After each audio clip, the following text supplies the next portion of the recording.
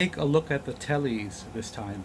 In the first video, I talked about three strats, the S1 and the S3 vintage and the S3 vintage antique.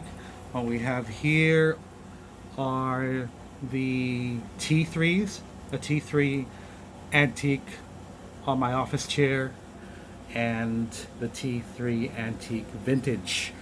As with the two strats, the vintage has a satin matte finish, whereas the regular vintage has a glossy polyester finish. They are different in weight. I think they on purposely make the antique ones lighter. So this is really light, as in we're talking about 5 pounds for this. Whereas this has more heft to it. It's around the 7 pound area, so it's still not too heavy, but remarkably more heavy than the antique version. So let's go through the first one. Again, as mentioned, these are really steady tuners. They don't slip. Also clean truss rod access. The double action truss rod. These also have your slightly rounded fret edges, bow nuts, and your medium jumbo vintage frets with 14-inch radius rosewood fretboard. And I love how they maintained the flat fretboard end. That's up my alley. That's what I really like. These have pretty cool vintage output pickups. They're Alnico pickups. They get the job done, if you ask me. You have 250K audio tapered knobs here, and this time around you've got a really nice tele bridge. I believe the first incarnation of JCraft had the 6 adjustable saddles, and these are gloriously twangy. They're pretty good. They're just right, because I don't really like thick tele plates, because the thicker they are, yeah, you've got less microphonics, but it gets in the way of the twang. For the folks that know me, they know me as a tele guy. I used to be a strat cat, but somewhere along the line when I owned my first tele, I transformed into a teletubby. There you go. So you've got your brass saddles here, adjustable brass saddles, and they can be twisted to accommodate intonation, but so far no issues with intonation, because I had to set these up, do a setup after their setup, because I kind of have my personal preferences. So let's go through the back. We've got these nice nickel tuners again, vintage style. Again, they don't slip, they're pretty steady. Your glossy neck, and the figure is not too bad. Tight net pocket as well, as I fiddled around with this. And these aren't haphazardly done, they're actually in line. Pretty good. There's nothing much to talk about when we talk about teles. Teles are teles. Weight wise, they are good. All the JCraft guitars that were sent to me were also very resonant. It was love at first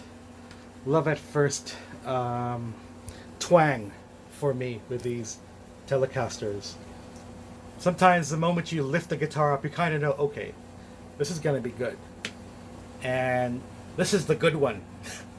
Or, personally speaking, this is because it was the first one I unboxed. I said, okay, eeny, meeny, miny, mo, what will I get? And I was fated to unbox this vintage antique, which I really, really like. It has the nice aged tuners, and this one, this one's a bit of a dog because it has a figured flame maple neck. At first I thought, oh, could this be laminate? But no, it isn't laminated. You've got the cigarette ash burn here again, simulated feature. If you're a non-smoker, it's easy to just get rid of that. It will leave residue. I mean, check this out. Gosh, right? Yeah, but it's removable. Then you have your 14-inch radius rosewood fretboard with medium jumbo nickel frets, which are pretty awesome. Here we have, once again, what I mentioned is a simulated wear and tear. Some of it may seem unnatural to you, but on the telly it's pretty neat because you have the edges here that are pretty worn. Let me lift this for you so you can get a good look at what it is underneath. Right, the edges are nicely worn. To be consistent with the aging, the screws are also aged, but not really rusty. They just have more of a copper patina to them, which is cool, right? Don't look for Fender Custom Shop level aging here. We're talking about simulated WWE aging. And you've got a nice aged bridge. Pretty cool. As well as the control plate and the knurled knobs. Let me get that in focus. Nicely aged as well. Well done.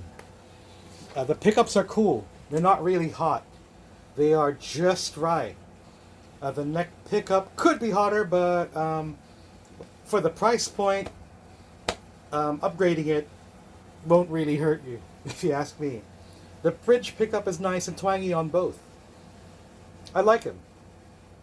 And I love the toe knob roll offs, because what I usually do is I roll back the bridge a little to tame some of the spikiness and to get some fatness in, and these do it really well.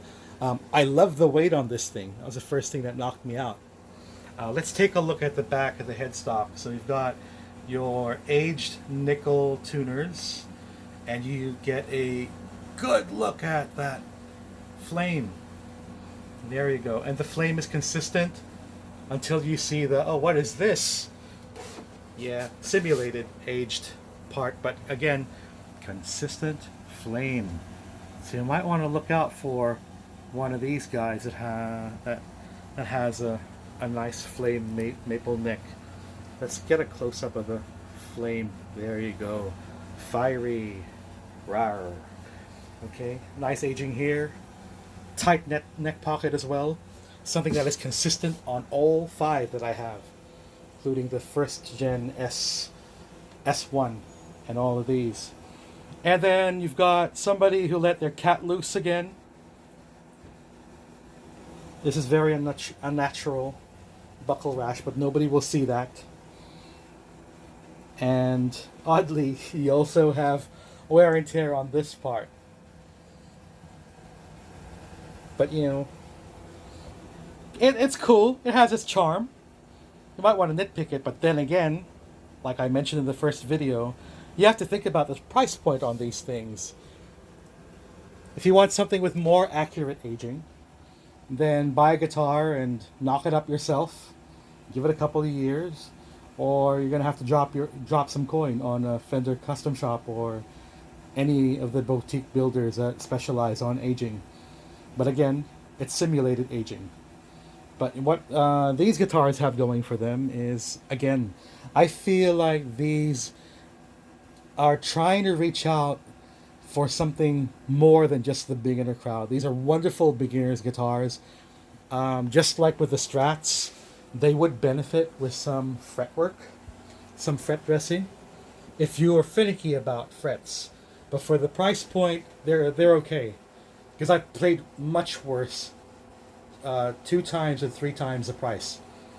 As in off-the-shelf guitar that I bought off Perfect Pitch, that sounded great, needed frets fixed. And that's just me, because I'm finicky about it.